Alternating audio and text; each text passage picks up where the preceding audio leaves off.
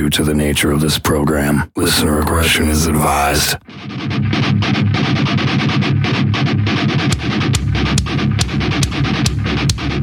This is Chris Broderick with the Fever 333. Postulus Maximus from Guard. This is Eric from Necrogoblicon. Hey, this is Jamie from Bullet My Valentine. Hey, you got Dimebag's Hack. I do a million interviews, and you guys know how to have fun. What's up? This is Sam Rivers. And this is Damon from Sleep Killers. What's up, guys? It's Dorothy. Hi, I'm Todd. And I'm Frank From Slash featuring Miles Kennedy and the Conspirators. This is Stephen Brewer from Westfield Massacre. This is Joe from Dead. This is Tommy Vex from The Bad Wolves. This is Ivan from Disconnected. And right now, you're listening to Honest. Motherfucker. Hi, my name is Sebastien Paquet, and I'm the director of the documentary film Mind Over Matter. And I'm Brandon from the film Mind Over Matter, and you're listening to Honest Brutality.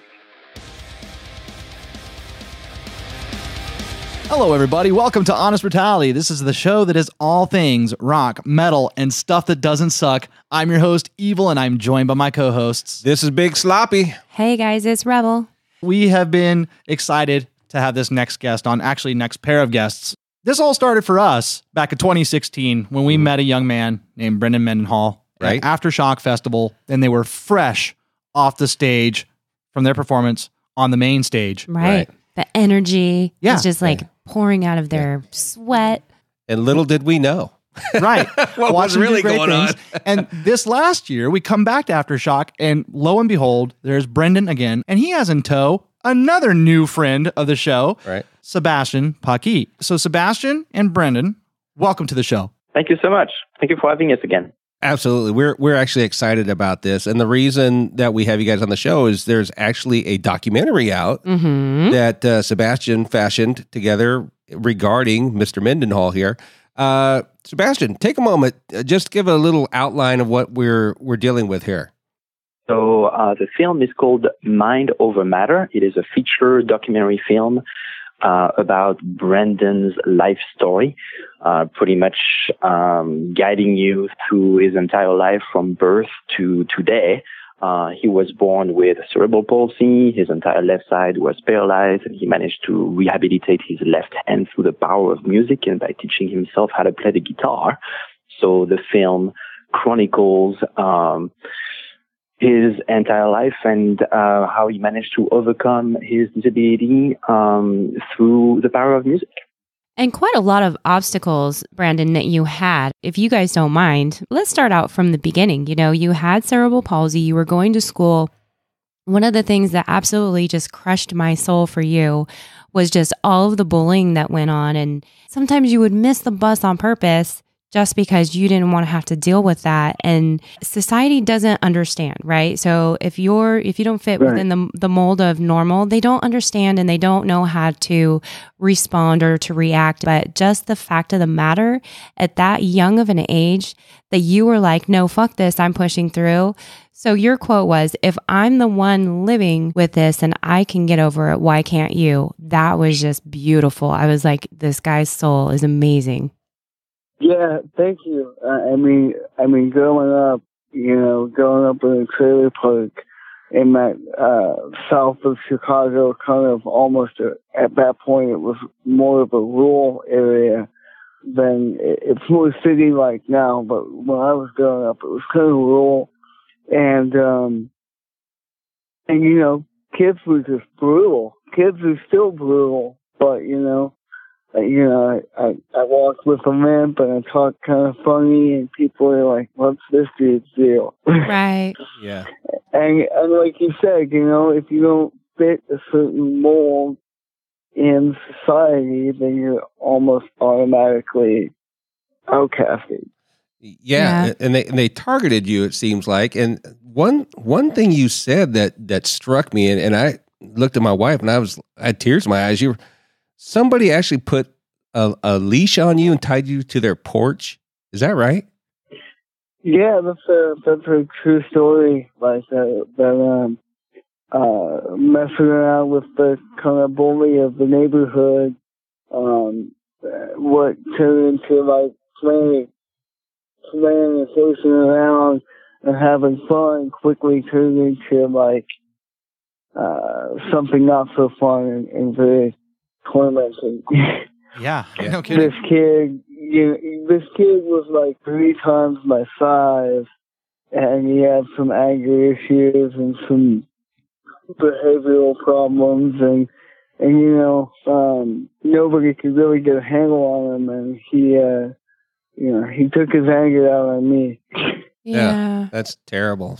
Seeing what you came through, and I think Naomi here was getting around to that, is what the way you pushed through was huge. And Sebastien, to speak to you a little bit, the way you grabbed this and you were able to show this in the movie was powerful. I really appreciate the way that you treated this with a lot of respect, and you really showcased what's going on out there and what's happening to this guy. And I think you did a great job of bringing that to the table and exposing the way that he had to grow up being bullied like that.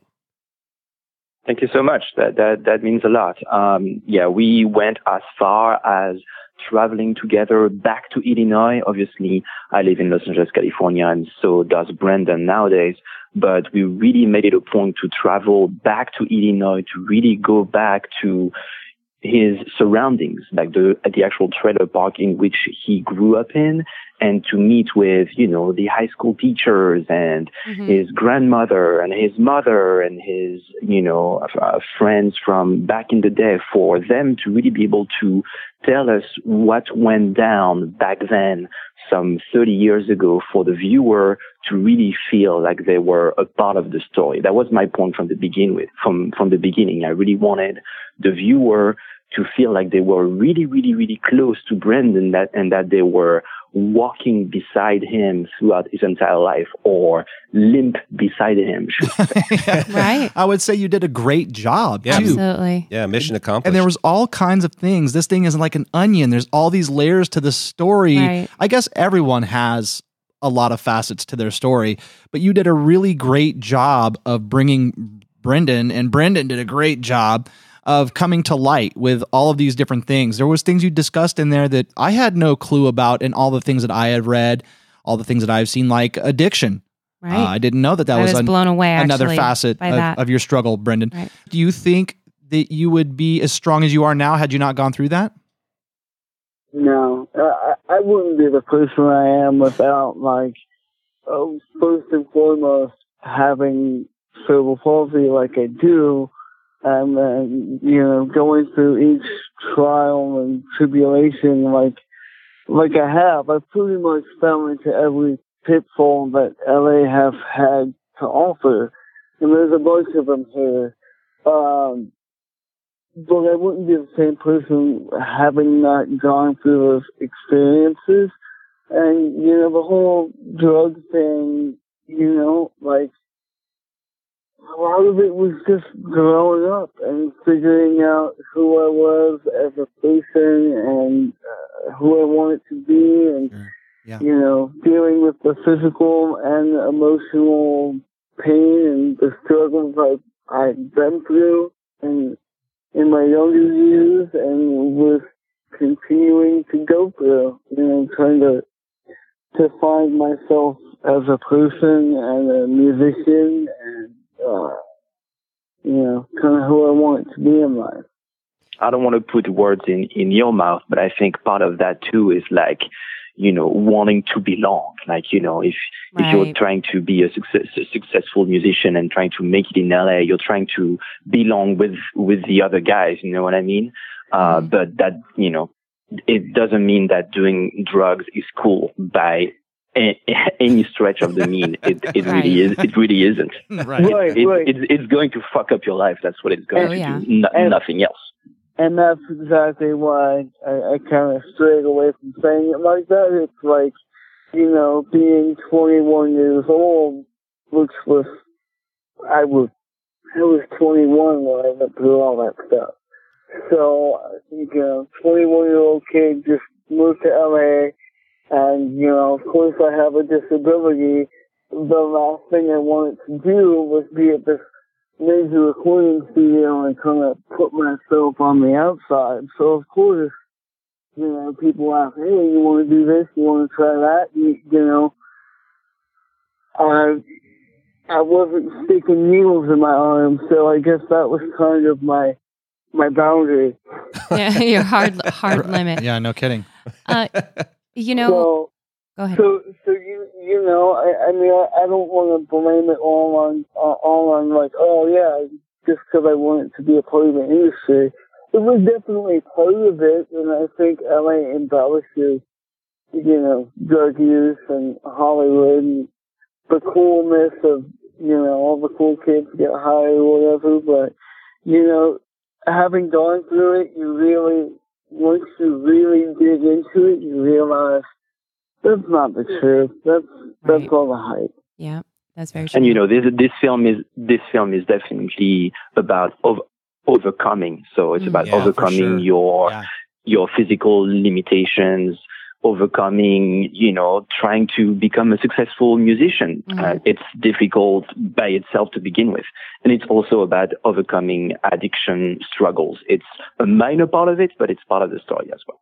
You know, to be 100% honest with you, I'm grateful that I went through those experiences because, you know, the rock industry does have drugs and alcohol in it 24/7, and you know, I kind of feel like I went through that and got it out of the way and out of my system. So now I can focus on what's really important, and that's making good music and making an impact on as many people as I can. Absolutely.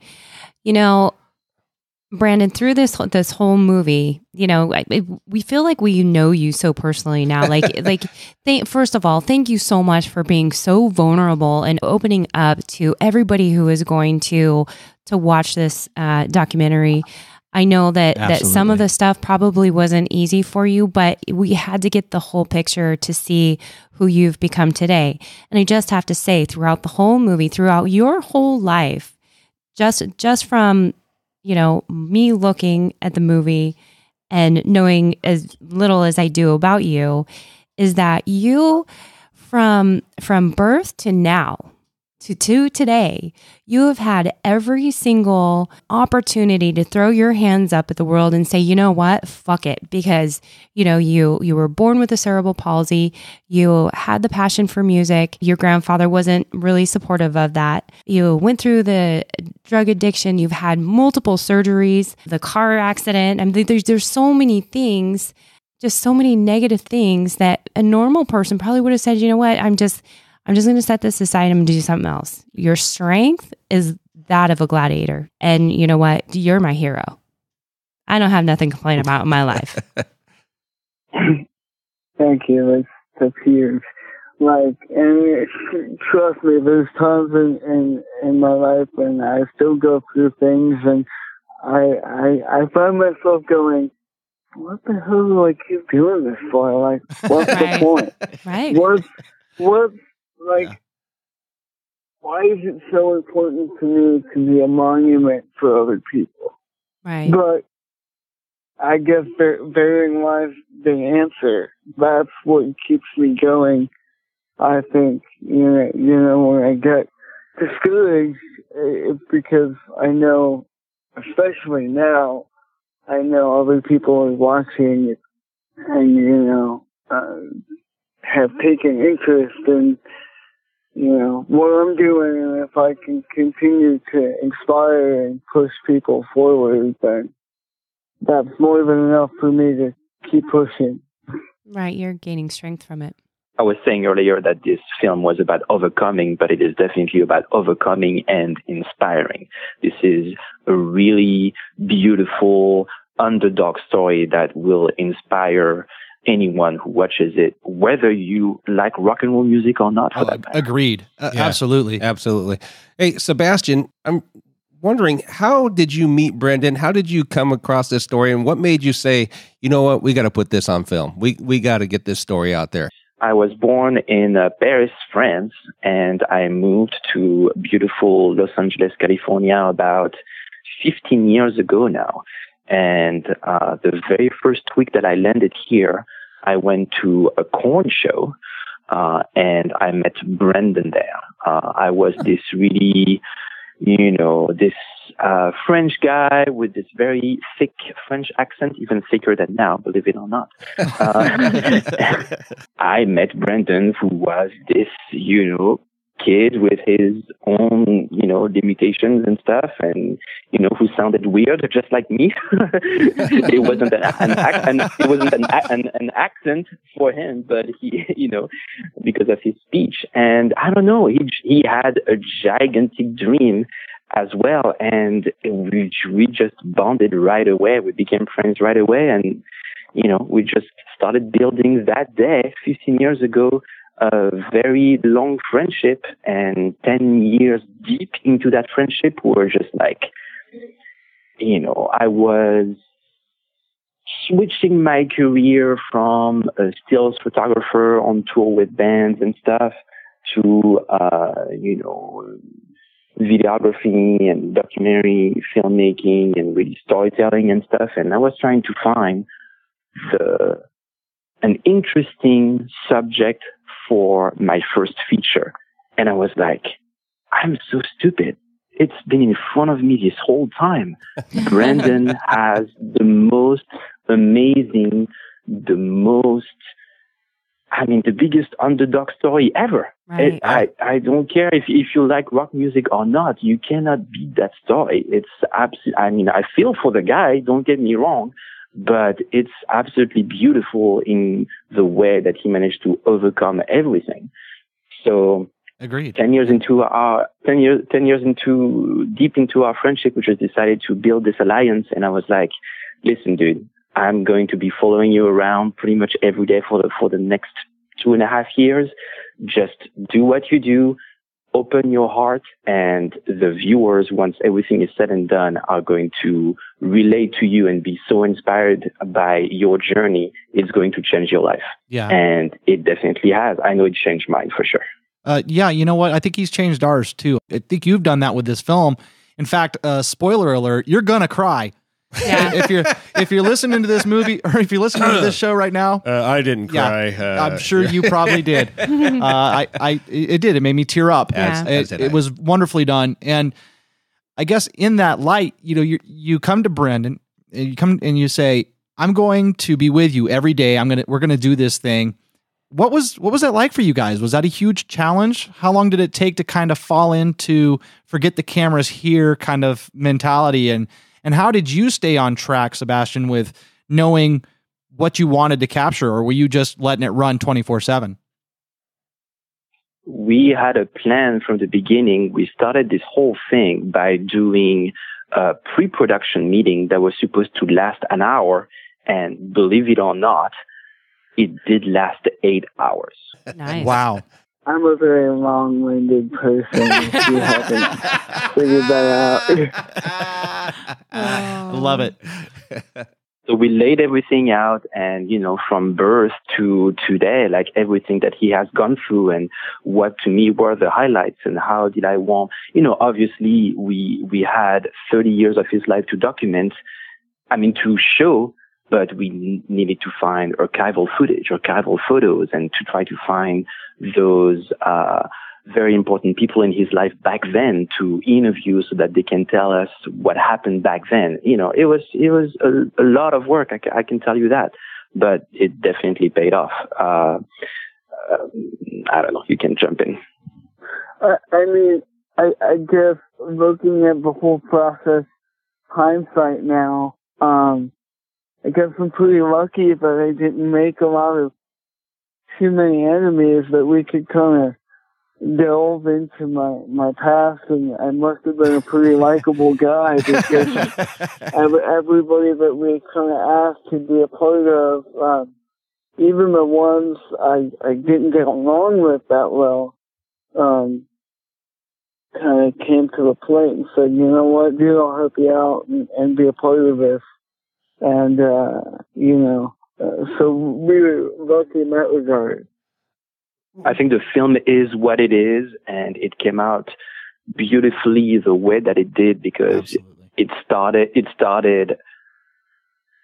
from a friendship to begin with. Like I was saying, we started this 10 years deep into our friendship. So it wasn't even like, going to work or anything. It was like, oh, I'm going to go hang out with one of my best friends who just happened to be shooting a documentary filmmaking as we're hanging out. That's pretty cool.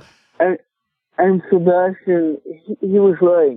We did that pre-production meeting, but then from that meeting, we kind of laid out a list of goals, bulletin points of things that we wanted to achieve, and we just systematically went at that list. And once things started to happen, we almost achieved that list. I would say 99%. There was one person that we wanted to get for the film that didn't work out, but we ended up meeting him later on the film festival circuit. So hindsight, we just went at it. It was very grassroots. Right. Started off with. Yeah. And it just built and built and built and got bigger and bigger and bigger. And it really is a testament to the American dream. I think that's an underlying theme of the film, because, Seb came here from France with a dream, and I moved to California from small town Chicago, like trying to be a rock star. And you hear that story in every rock documentary on the face of the planet. That, to me, is the American dream. Absolutely. But when you add the disability aspect of it and every single thing that Brandon had to overcome on top of your typical rock doc story, that's where it becomes really, really interesting, and where it can really translate and... it sucks you in. Yeah. It makes it, like me having the disability makes it more relatable. It's not relatable, but it's more of a across the board story. Like, people can relate to it whether or not you like rock music or music at all. You might not even be a music fan, but you can dig the story. I got to be honest with you. When you were telling your story, there was a lot of aspects I could relate to directly. My mom was impregnated with me when she was in high school. And when I was growing up, we didn't have much money. I was running to my room and hiding in my music. That's what got me by as well. So I can relate on those levels as well. A question I have for you, though, is you guys went back to where you grew up. What was that like to go back to those areas? I look like you guys were at the actual trailer park you grew up in, the school, seeing the people that you grew up with. What was that experience like to go back and see that and relive those memories and things? What was that like?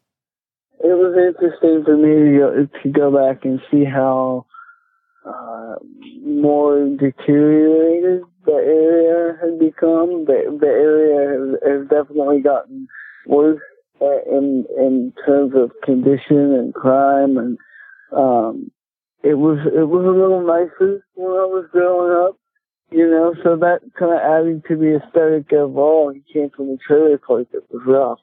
But it was rough, but it wasn't so dilapidated.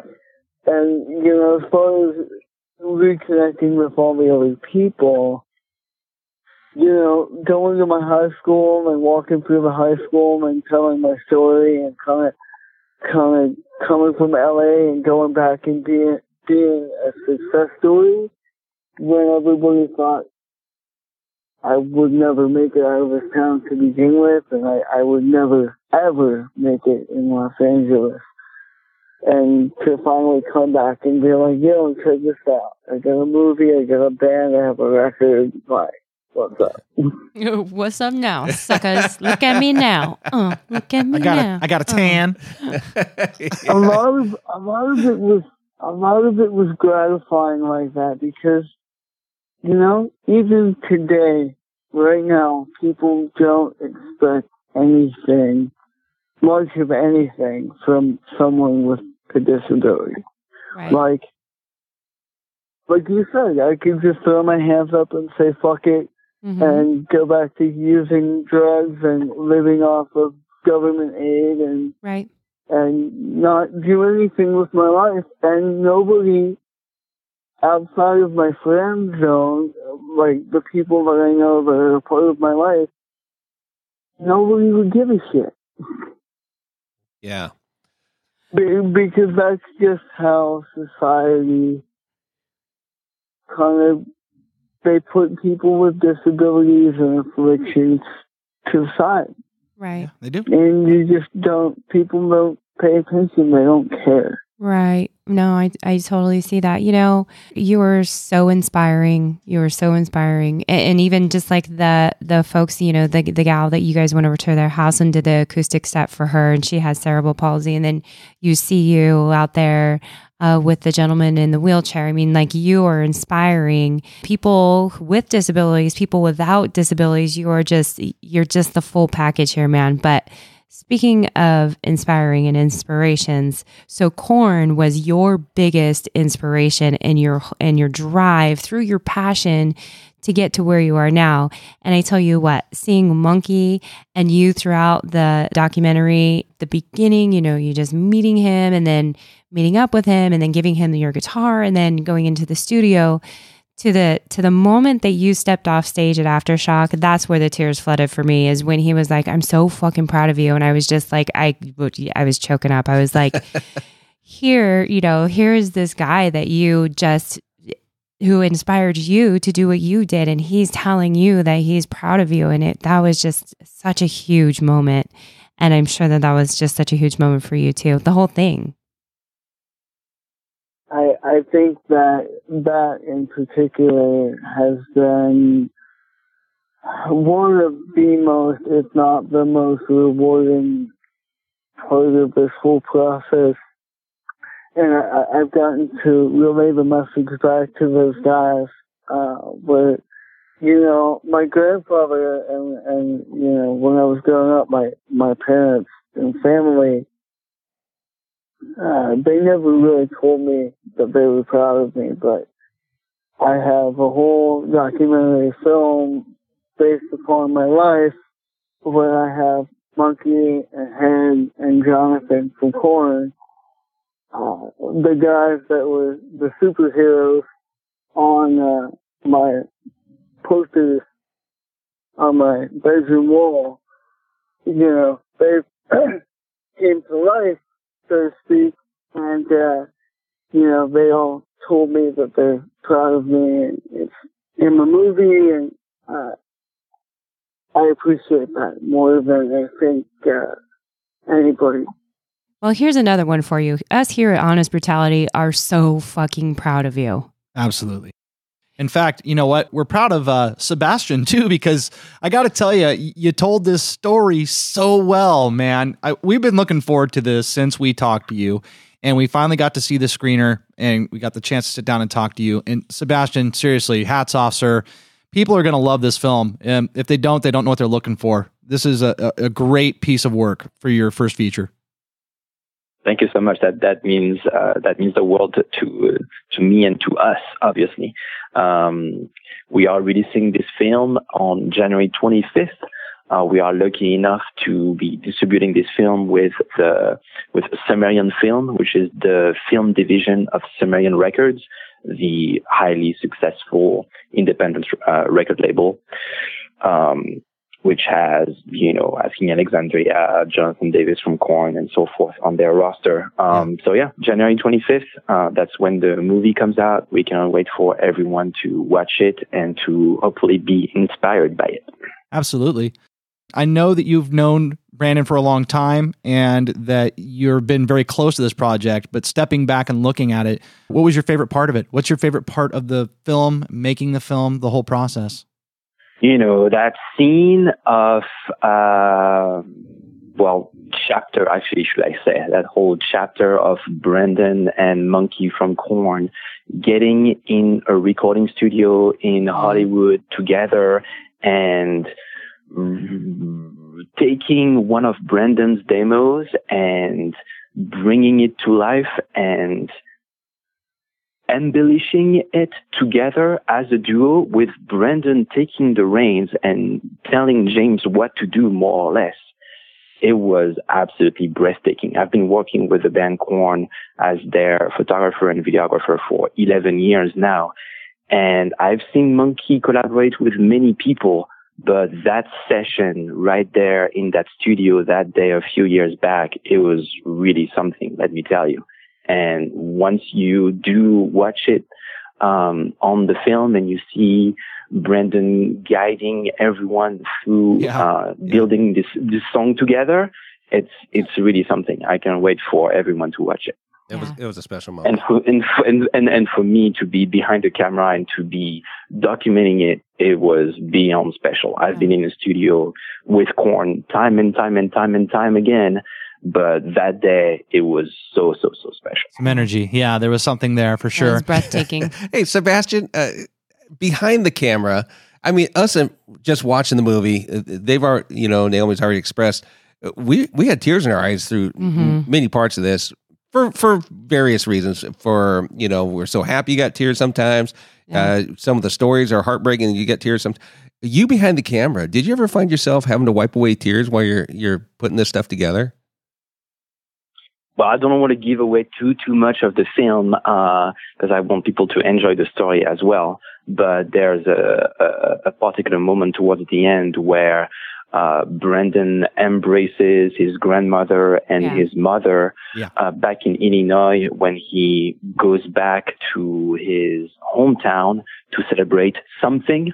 I know what you're talking about. We'll keep that down. I'll just leave it as that. That embrace with the three of them crying was really powerful. I was crying as I was shooting. I managed somehow to shoot it without having the camera shaking, but there was my eyes were definitely watery as well. Yeah. I was that's where my waterworks got tuned up right there for sure. Yeah. So Brandon, it took me 6 times to watch the film and not cry myself. And wow. I lived it. I lived all those experiences, but it still gets me, and it's weird. The aftershock scene at the end, which is getting feedback from people that have seen it. A lot of people say that's very emotional for them, and it wasn't emotional for me. But now, the more I've seen it, it's kind of a more emotional point than some of the other things now. Yeah, right. It was emotional for us, to be quite honest. We're very close to you and your project, as you know. And that day that you're speaking of in the film, that day we had specifically asked to get you right after your set. Right. And you were the first face we saw in the media tent, hot and sweaty, coming off the stage. Mm-hmm. And the look on your guys' faces, every single one of you in the band, was just absolutely incredible. And getting that energy from you right then, I'll never forget that moment. No. Yeah, it was special. And when I see that in that movie, I was just like, oh, wow. I was reliving it. Yeah. It was and still probably is the biggest show of our career. So far. So far. Like 10,000 people like that, that is as like becoming a musician. That's the stuff you go to sleep at night and dream of. Right. Yeah. Is to play a main stage festival like that. Yeah. In front of all those people. And I think what you guys saw, that energy that you guys saw was just coming out of each one of us, like, oh my God, that just happened. I remember playing it and looking over at the rest of the guys and looking out at the crowd going, dude, we're killing it right now. And we're just looking at each other going, this is surreal. Yeah. Yeah. And it was surreal. for a kid born with nothing in a trailer park in the middle of the Midwest, for him to go from that to opening up the main stage of one of the biggest rock festivals in the U.S., if not the world, and to play in front of thousands, and to get that kind of reaction from for people my favorite band who inspired me to do it in the first place. Right. Yeah. And to actually get that kind of reaction from that crowd who had probably never heard of him or his band before. That's something, let me tell you. Yeah, I agree. We were there. We were totally there. We went out. In fact, we're in the film. We're in the film, yeah. By the way, you're welcome. We saved it just by our appearances, just saying. Anyway. We're right there in the front. But I remember being in the audience that day, and when you first hit the stage, the crowd was just kind of forming. It was not, but by the time you guys finished, it was huge. packed in there, man. There's like, you guys hit the stage and everybody just kind of sucked in. They had to be a part of it. It was fantastic. Yeah, I remember every time I would look up and look out to the crowd, there was more people, more and more people. And sometimes I caught myself just looking and watching them come in, and I'm like, this is like, I have to be dreaming. And I know that everybody on that stage was feeling the same way. And it was just electric. And you only get performances like that every so often. And we've had a few of them now. And when you get one like that, you can't really describe it. You just gotta kind of be in it. Yeah, you guys, I'm so impressed with everything you've done, and I can't wait for everybody else to get to see this film so we can share the experience and watch it together. Let me ask you this, though. Aside from a huge commercial success and making lots of money and getting even more famous, what are your hopes for this film? What do you hope this film does? Lots of money. You can make money playing music. Oh, bravo, bravo, bravo. There's money in documentary filmmaking? Well, if your name's Ken Burns, baby. James Silent Bob said it best. Where's my fucking movie check? I was thinking the same thing when I saw myself in the film. Yeah. Now you guys have had this at some of the film, some of the film festival. I know in Sacramento specifically, gotcha. Right? Yeah, we worked the film festival circuit in the U.S. for a year straight, the entire year of 2018. Dock LA, Bentonville in Arkansas, beautiful Sacramento. The list goes on and on and on. New York, New Jersey. Yep, Pittsburgh, and so forth. Wow, we won numerous. We won numerous awards, and then the very last one, we actually went all the way to Moscow, Russia, to the International Disability Film Festival that was held over there. And we won yet another award over there. So, we've been traveling everywhere trying to, hype up this film. And now we cannot wait to unleash it to the masses on January 25th. To rebound off of what you were saying, do you wish getting a lot of money and so forth? That's not the point. The point of this film and of Brandon's band as well is to inspire people. To each of us, that's more rewarding than any check anyone can write, no matter what the amount is. Right, and Sebastian's 100% right. If I have any aspirations for the film, it's that it becomes an educational tool, so to speak, to show to people with disabilities and people who interact with people with disabilities. Everybody should see this film and take away from it what you will. But I think it could be a very useful tool for high schools and colleges, and people need to see this, and they need to change the way that they think and the way that they treat those with disabilities, because everybody told me I couldn't do it. And, I've done all of it, and I'm still pushing to do more. We are huge advocates of suicidal prevention. And again, as I was watching the film, it was like, I said earlier that you had like every opportunity to be like, you know what, fuck this, I give up. Like, why am I even doing this?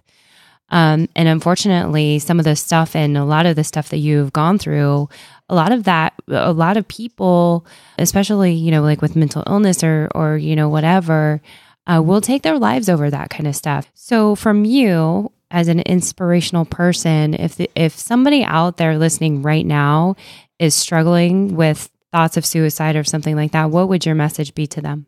My message would be, just don't give up and power through. Yeah, it sucks, and it may suck right now, but, tomorrow and next week and next month, those are all new experiences, and you never know what's around the corner. Love it.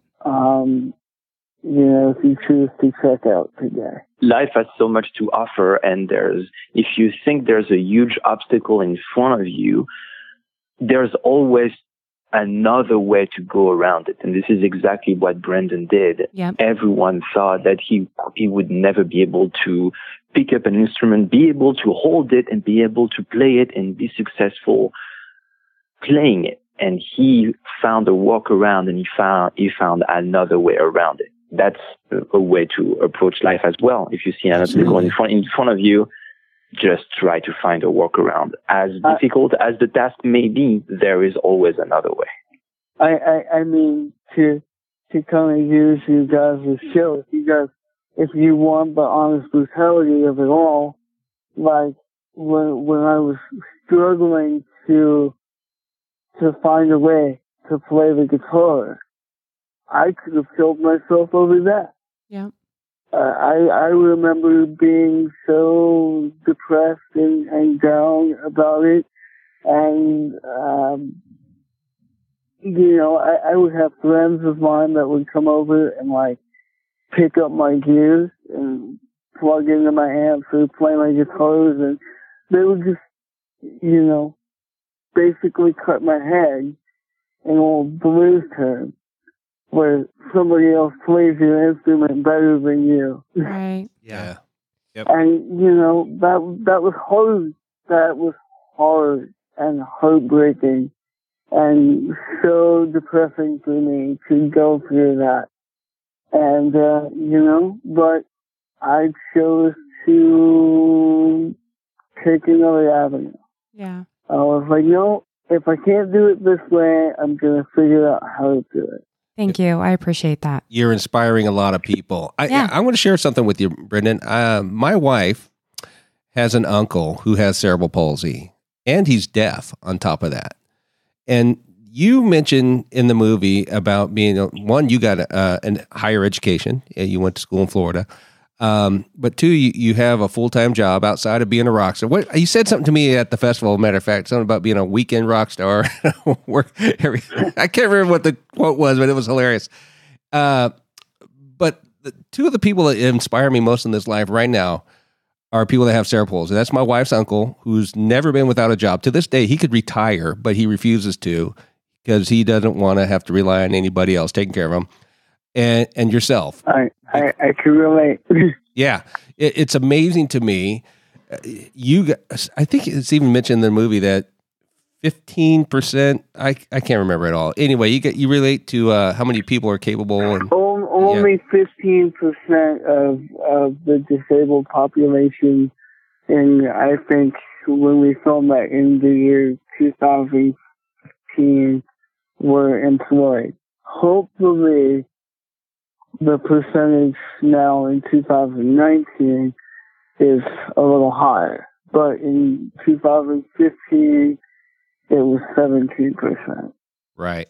That's crazy. Yeah. Yeah. It's amazing. That's a crazy number. You think only 17% of the disabled population in this country are employed.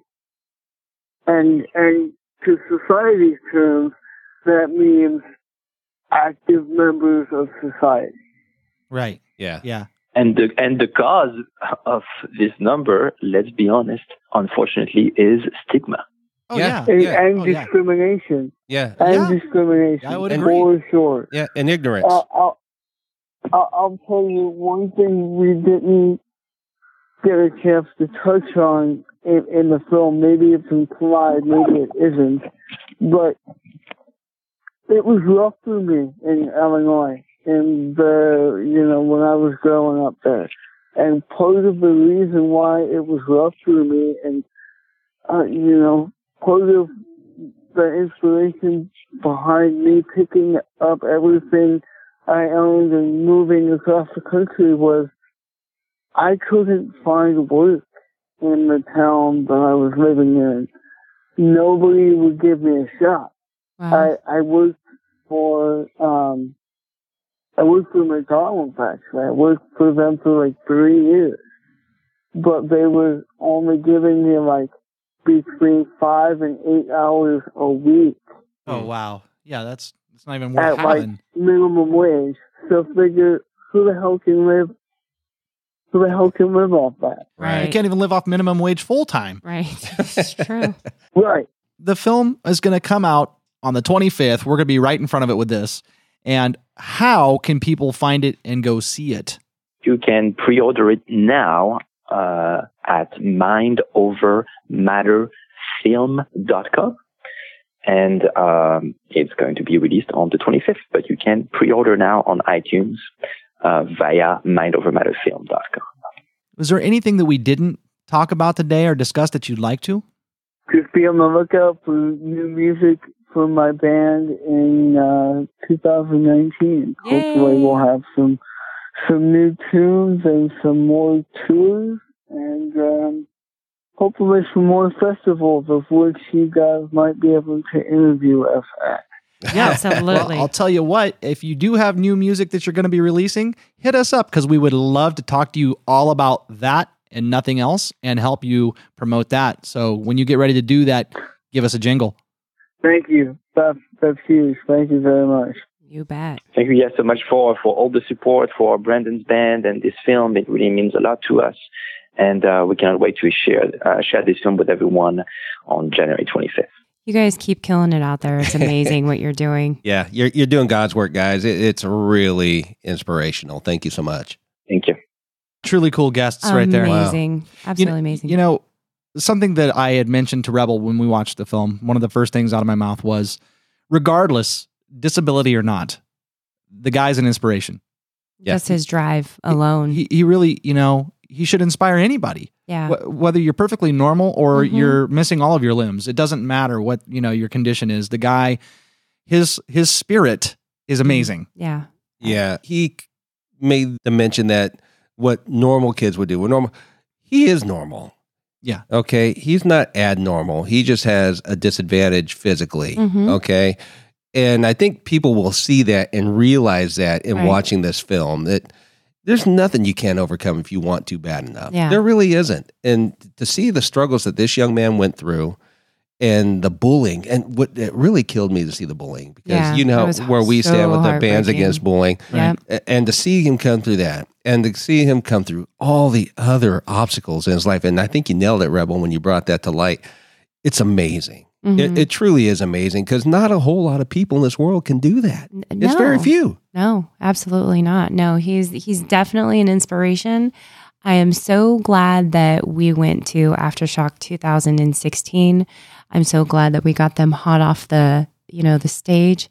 I mean, it's, we weren't joking when we said that he's inspiring us. Right. And they inspired us that day. Right. Forward. Absolutely. And it's just been such a blessing in our court just to know him. Yeah. And to see his growth. And again, I just want to elaborate on the vulnerability that it took for him to do this film. Yeah. And he to really slice himself. He sliced himself open for inspiring other people. Yes. Right. Wow. Yeah. And hats off to Sebastien for doing such a bang-up job. Yeah. And being such a good friend, because he told it with a friend's compassion. Yeah. Right. It wasn't clinical.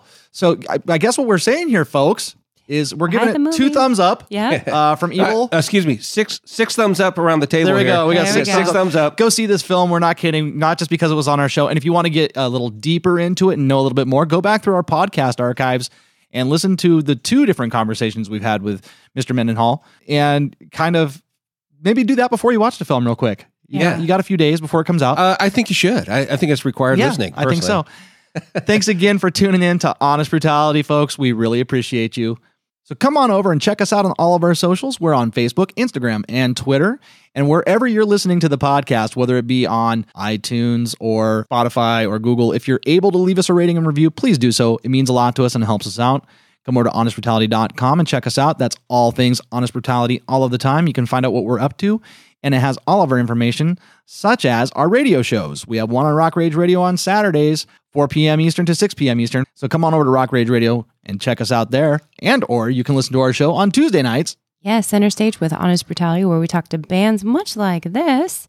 1 hour dedicated to the band that we choose for you. And you're welcome. That's 5 p.m. Pacific, 8 p.m. Eastern time, right here on Rock Rage Radio. And then give us a call, 530-962-0411. Again, that's 530-962-0411. Give us a call. Tell us what you think of the show. We'd love to hear from you. In the meantime, be good people, take care of one another, and most importantly, Stay metal! Stay metal.